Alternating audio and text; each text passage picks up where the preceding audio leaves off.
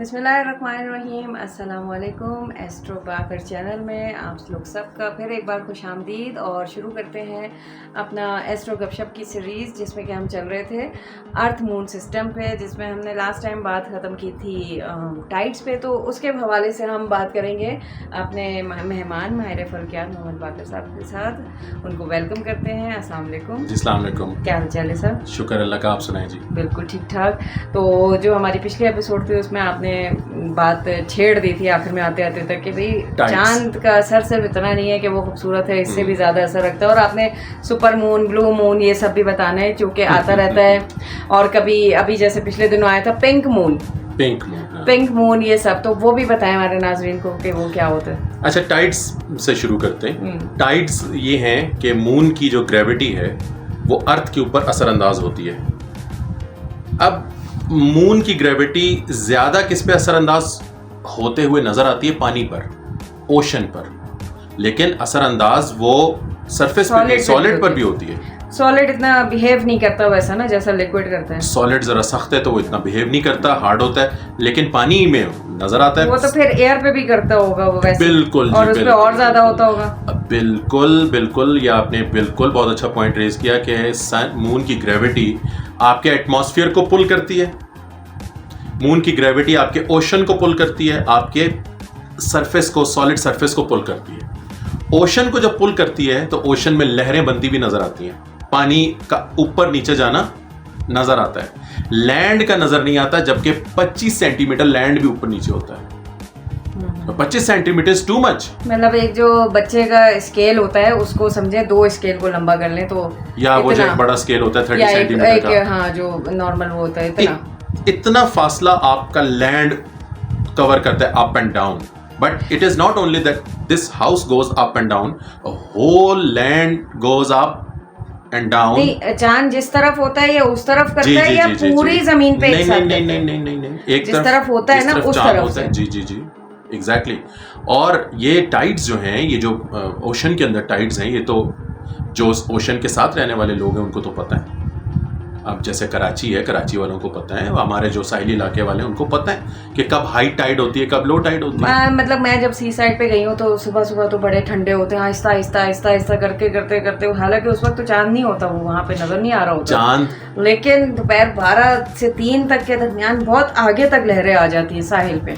अच्छा, और बहुत टाइड्स, मतलब बहुत तेज उसकी वो भी हो जाती है, टाइड्स भी बहुत। टाइड्स ये नहीं है कि जहाँ चांद है वहीं पर बन रही होंगी, ये बात याद रखें। देखिए, तो आपने कहा ना कि जिस साइड पे है, अर्थ का पानी तो फिक्स है ना। अर्थ का पानी जो है उसका अमाउंट तो कम ज्यादा नहीं होता। सही है, वो जहाँ पे ये पानी तो वहाँ पे है, और वो पूरे ही ओशन को आपके पूरे अर्थ के ऊपर जो पानी है उसका तो अमाउंट फिक्स है, और वो कनेक्टेड है। अब अगर किसी और जगह से वो पानी को खींच रहा है तो इधर से पानी कम हो जाएगा, इधर से पानी नीचे चला जाएगा और उधर से उभर जाएगा। सही। और अगर इधर आपके ऊपर है तो इधर से वो पानी को खींच के ऊपर कर देगा, उसको कंपनसेट करने के लिए बाकी इलाकों का पानी इधर आ जाएगा। लेकिन ये तो हो गया डे एंड नाइट के टाइड जो होते हैं। एक होता है मार्च में बहुत हाई टाइड होते हैं, सितंबर में बहुत, उसका क्या वो है? टाइड सिर्फ लूनर ग्रेविटी की वजह से नहीं होते। हाँ, सही, कि सिर्फ चांद खींच रहा है तो टाइड। ये जो मैंने लास्ट एपिसोड में बताया था कि जो अर्थ और मून एक दूसरे के गिर्द घूम रहे हैं, इसकी वजह से भी पानी हिलता है, वो भी टाइड्स हैं। सही। सोलर टाइड्स हैं, एक ये ग्रेविटी वाली टाइड्स हैं, एक मोशन की वजह से टाइड्स हैं, एक सोलर ग्रेविटी की वजह से टाइड्स हैं। सो आपके ओशन में कोई 3, 4, 5 किस्म की टाइड्स आती हैं और वो ओवरलैप करती हैं। कुछ का महीने का टाइम है, कुछ का हफ्ते का टाइम है, कुछ का दिन का टाइम है, कुछ का कोई टाइम है, कुछ का कोई टाइम है। तो उसमें से एक रीजन जो है वो मून की ग्रेविटी भी है, एक है, वन ऑफ द रीजन। दूसरी रीजन अर्थ और मून के सिस्टम का घूमना है, उससे भी टाइड्स पैदा होती हैं। It's all clear. तो अब ये बताएं कि ये जो हमारे ये नासा वाले हैं, ये जो है, इन्होंने मून पे मिशंस भेजे, कितने मिशंस भेजे और क्या क्या डिस्कवरीज और क्या क्या, मतलब हमें इससे और हमारी नॉलेज में इजाफा होता क्या चांद पे जाने की वजह से? ये अच्छा, ये जो लूनर एक्सप्लोरेशन है ये ऑब्वियसली सबसे पहले इसलिए होनी थी क्योंकि मून आपसे क्लोजेस्ट है। मून आपसे, मतलब जितने भी ऑब्जेक्ट्स हैं उनसे क्लोजेस्ट मून है। मून की एक्सप्लोरेशन फौरन उस वक्त शुरू हो गई जब हमने स्पेस में कदम रखा। अब ये टाइमलाइन नहीं भूलनी है आपने कि हमने स्पेस में कब कदम रखा। देखें, एक चीज है अर्थ के एटमॉस्फेयर में से निकलना, सो स्पेस शुरू हो जाता है, एक है मून तक पहुंचना। तो इसमें फर्क है, आप अर्थ के एटमॉस्फेयर से कब निकल जाते हैं, जब आप 400 किलोमीटर ऊपर जाते हैं। तो 400 किलोमीटर ऊपर तो हम बहुत पहले पहुंच गए थे, यानी हमारे रॉकेट्स तो 1940s में जमीन के एटमॉस्फेयर से ऊपर निकले हुए थे। ये टाइम याद रखना है आपने, 1940s में आपने एटमॉस्फेयर को क्रॉस कर लिया था। Then the second thing is orbiting earth, वो आपने फर्स्ट टाइम किया 1957 में। 1957 में आपने जमीन को ऑर्बिट किया है, एंड देन 1957 के फौरन बाद 1958, 1959 आपने ऑल टुगेदर अर्थ की ग्रेविटी को छोड़कर डीप स्पेस में सफर शुरू कर दिया, और पहला टारगेट आपका मून था। और दो नेशंस ये कर सकती थी, अमेरिका और रशिया, तो दोनों ने अपने खलाई जहाज मून पे भेजना शुरू कर दिए, अनमैन्ड, जिसमें कोई इंसान नहीं था। तो सबसे पहले वो खलाई जहाज मून पे रशिया ने भी भेजे, अमेरिका ने भी भेजे, जो रोबोटिक थे, रोबोटिक स्पेसक्राफ्ट बगैर इंसान के। वहां कुछ उतरे, सक्सेसफुल उतरे, कुछ क्रैश हुए, कुछ नहीं उतरे, कुछ ने चांद के ऊपर गाड़ियां भी, रशिया ने चांद के ऊपर रोवर्स भेजी, यानी उनकी गाड़ियां बकायदा चांद पे उतरी और चल चल के उन्होंने मून को एक्सप्लोर किया। छोटी छोटी गाड़ियां हैं, ये रशिया ने ये किया है। तो यहां से सिलसिला शुरू हुआ, और बड़े मजे की बात है कि 1960s के शुरू में ह्यूमन एक्सप्लोरेशन स्पेस की शुरू होती है, जब इंसान स्पेस में जाना शुरू हुआ है। अब पहला इंसान जो स्पेस में गया है, उसने स्पेस में जस्ट 15 मिनट गुजारे हैं, ऊपर गया और नीचे आया। First American, not first human, sorry, first American spent 15 minutes in space. और जब वो नीचे आया 1961, आई गेस इट वाज 1961, जब वो स्पेस में गया और वापस आया 1961, पहला अमेरिकन। अच्छा, जब पहला अमेरिकन स्पेस में, इससे पहले रशिया वाले जा चुके थे, वो 15 मिनट की जो फ्लाइट थी उसकी, उस पर अमेरिका के सदर ने खुश होकर कहा कि हम चांद पे जाएंगे। ये मिसाल समझ में आई? यानी आपका बच्चा 3 पहियों वाले साइकिल पर पहली दफा घर से निकले और कोने तक जाकर वापस आ जाए, और आप शाम को ऐलान कर दें अब ये कराची जाएगा अपने ट्राईपॉड पे, या लाहौर जाएगा। यानी इसीलिए कहते हैं ना, हज़रत अली ने फरमाया कि भाई खुशी में जो है ना कोई वादे नहीं करूं। तो ये वो खुशी थी उनको जो हुई, और उन्होंने वादा कर दिया। उन्होंने कहा हम चांद पे जाएंगे, और 1960s खत्म होने से पहले, before the end of this decade. हालांकि वो तो एक ओहदे पे बैठे हुए, उनको क्या पता कि ये सब करने के लिए एक साइंसदानों को क्या क्या करना पड़ेगा। और उनसे पूछा था उन्होंने, नहीं उनसे पूछा था, नहीं उनसे पूछा भी नहीं है। तो बनाने वाले को पता ही नहीं है कि उसने क्या बनाना है, और जिसने कुछ नहीं करना उसने कह दिया कि हम जा रहे हैं। बस ये जो लीडर्स होते हैं, इनकी जो बातें होती हैं, उसमें कुछ ना कुछ पॉलिटिकल रीजनिंग भी होती है। यानी उसने अपनी उस बात को इसलिए बोला कि लोग बोले वाह कितना जबरदस्त आपने ये कदम उठाया है। ऐसे नहीं वो राज कर रहा है आज दुनिया पे। तो आप ये सोचें, मैं वापस उस बात पे आता हूँ कि 15 मिनट आपने स्पेस में गुजारे हैं, और 15 मिनट स्पेस में गुजारने के बाद आपका सदर ये वादा कर रहा है कि इस 1960 के ख़त्म होने से पहले हम चांद पे इंसान को उतारेंगे।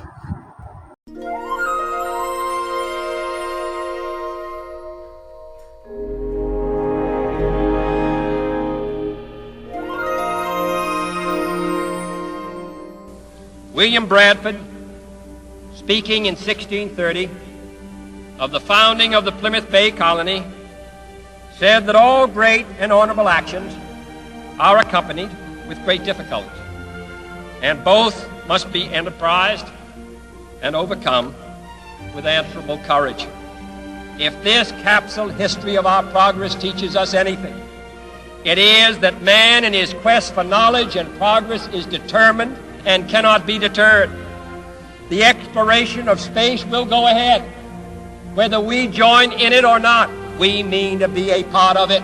We mean to lead it. For the eyes of the world now look into space, to the moon and to the planets beyond. our leadership in science and industry, our hopes for peace and security, our obligations to ourselves as well as others, all require us to make this effort, to solve these mysteries, to solve them for the good of all men. There is no strife, no prejudice, no national conflict in outer space as yet. Its hazards are hostile to us all. Its conquest deserves the best of all mankind. We choose to go to the moon. We choose to go to the moon.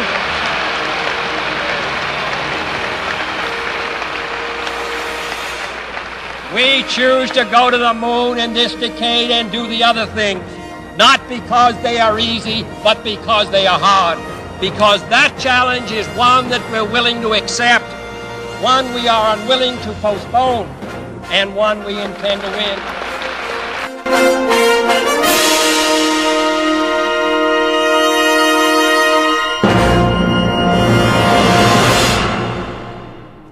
खलाई जहाज नहीं, वो तो उतर जाएगा, इंसान को उतारेंगे और उसको ठीक ठीक वापस लाएंगे। उसके बाद क्या हुआ था, खलबली मच गई थी। उनसे जाके मिले नहीं कि सर ये आपने क्या कह दिया, सर ये नहीं हो सकता, ये वो, या वो सीधा जाके अपने लैब में लग गए कि नहीं अब तो हमने जाना ही है जनाब। उन्होंने, कौन थे वो जिन्होंने कहा था? John F Kennedy. John F Kennedy साहब को उन्होंने कह दिया तो अब जाना है। उन्हीं के दौर में गए थे? नहीं जी, कैनेडी की तो असैसिनेशन हो गई थी, वो तो कत्ल कर दिए गए थे। हम पहली दफा ऑर्डर उन्होंने पास किया, ये कहते ना देखे कि बीज लगाता कोई है, फल खाता कोई और है। कैनेडी, जॉन एफ कैनेडी का तो कत्ल हो गया था और 1969 में हम जुलाई में चांद पे उतर गए। लेकिन उनका जो ड्रीम था वो, हाँ, वो पूरा हो गया। अच्छा, वो सवाल के जी साइंसदान जाकर लग गए खुशी खुशी काम पे। आधा नासा रिजाइन कर गया, half of the scientist resigned. वो कहते हैं जी ये खुद ही करें, हमसे नहीं होता। यही कह रही हूँ ना, ये हम नहीं कर सकते हैं, पकाने वाले की बस में नहीं है। और आप कह रहे हैं कि ये जो है 50 देगे बना के देगा। जी, उसमें बहुत सारी चीजें जो आपने, बहुत सारी चीजें जो आपने उसमें करनी थी, वो आप यकीनन उस वक्त तैयार नहीं थी। एक मिसाल देता हूँ आपको, बात तो फिर आगे चलती रहेगी। रॉकेट जो हमने शुरू में उड़ाए हैं, उसमें कोई बहुत ज्यादा सोफिस्टिकेटेड कंप्यूटर्स की जरूरत नहीं थी। रॉकेट के अंदर कंप्यूटर्स नहीं थे शुरू के रॉकेट्स में।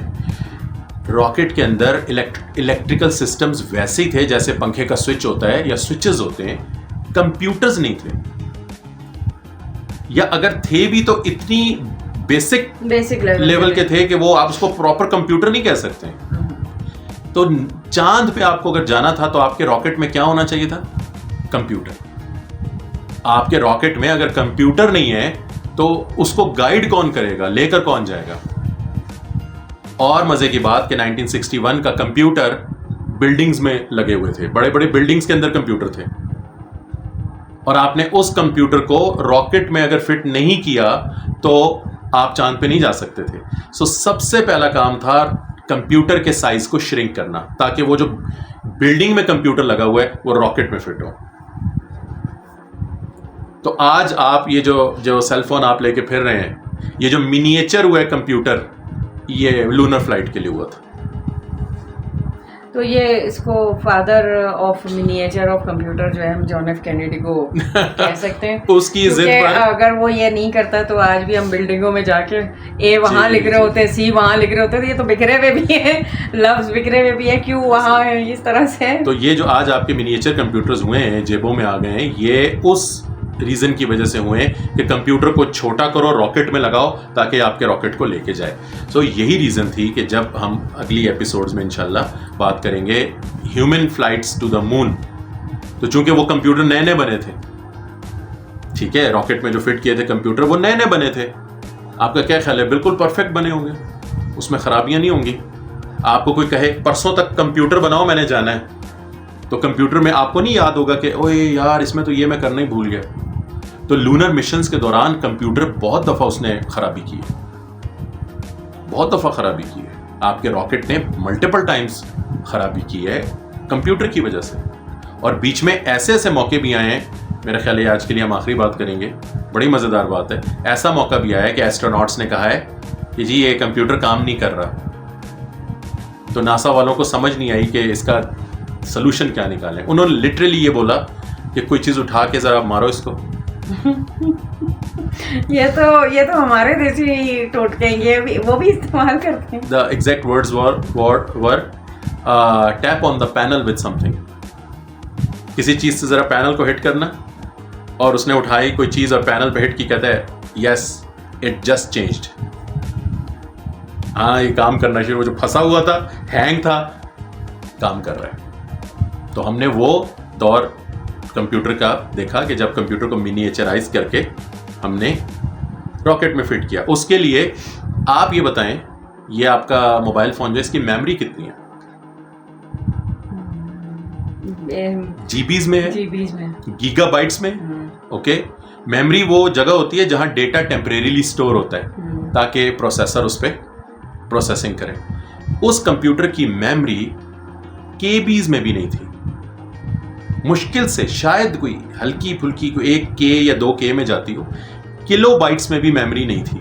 और मेमोरी यूनिट इतने बड़े बड़े होते थे और तारों के बने होते थे, तारें वायर्स के बने होते थे मेमोरी यूनिट्स। और उन मेमोरी यूनिट्स को खवातीन ने ऐसे बनाया था जैसे वो कपड़े सीती हैं। वो मेमोरी यूनिट्स, उनकी तारें खवातीन ने बनाई थी। उनको बोला गया था जी आपने मेमोरी यूनिट्स बनाने, जो कि आपके हाथ में सफाई है, आप सिलाई बहुत अच्छा करती हैं, तो मेमोरी यूनिट में भी तारों की सिलाई ही करनी है, आके कर दें। लोकल औरतों को बुलाया था जी। अच्छा। और स्पेस सूट्स के लिए उन औरतों को बुलाया था जी जो कपड़े सीने वाली औरतें थीं, बच्चों के कपड़े सीती थीं, पैम्पर सीती थीं, उनसे स्पेस सूट सिलवाए गए। बस चांद पे जाना था हमने, मून पे जाना था हमने, हम मून पे गए तो हमने ऐसे ऐसे तरीके से हम जैसे तैसे करके बस चले गए। तो ये मून पे जाने की कहानी बहुत ही फैसिनेटिंग होती जा रही है, बहुत मज़ेदार होती जा रही है, लेकिन वक्त की गुंजाइश नहीं है, तो हम अपना आज का एस्ट्रो गपशप का सफ़र यहीं ख़त्म करते हैं। अगले एपिसोड में इससे आगे और बहुत सारी बातें, ये एपिसोड ज़रा चलती रहेंगी। चांद और ये अर्थ और मून का जो सिस्टम है, लैला मजनू की जो जोड़ी है, इसके हवाले से ये कहानी और आगे चलती रहेगी। तो फ़िलहाल आज तक के लिए बस यहाँ पे हम अपना इख्तिताम करते हैं, और आप अगर कुछ आखिर में ऐड करना है तो बस जी इतनी सी बात है जी कि हमने जो ह्यूमन एक्सप्लोरेशन मून की उसके साथ साथ अनमैन्ड एक्सप्लोरेशन भी चल रही थी। ये नहीं भूलना है आपने। 1960s में जब तक हम चांद पे हम नहीं गए थे, हमारे रोबोट्स जा रहे थे, और जब हमने चांद पे हमने इंसानों ने जाना बंद कर दिया, रोबोट्स फिर भी जाते रहे, वो आज भी जा रहे हैं। तो ये याद रखना है कि मून की ह्यूमन एक्सप्लोरेशन रोक दी, लेकिन वैसे एक्सप्लोरेशन चल रही है। ये वक्त याद रखते हुए हम आज का जो है प्रोग्राम यहीं ख़त्म करते हैं। अपनी होस्ट यहाँ सादिक को और मेहमान मोहम्मद बाकर को इजाज़त दीजिए। अपना ख्याल रखिए, फिर अगली एपिसोड में मिलते हैं। तब तक के लिए अल्लाह हाफिज़। अल्लाह हाफिज़ जी, बहुत शुक्रिया, थैंक यू।